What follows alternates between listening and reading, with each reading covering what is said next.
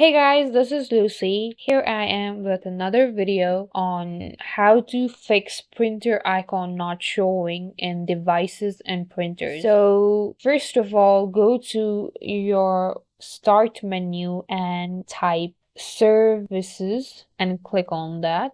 Here, search for print spooler. So you just need to double click print spooler.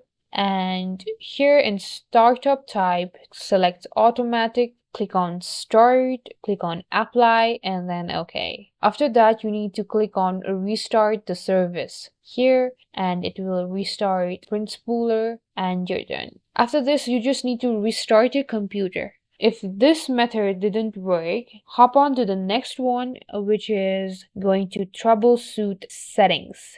So here, you just need to click on other troubleshooters and you will be able to see this option, printer. In this option, there's a button called run. You just need to click on run. After the troubleshooting is completed, restart your device and hopefully your problem should have been fixed. Thank you guys for watching. Like and subscribe for more tutorials and I'll meet you guys in the next video.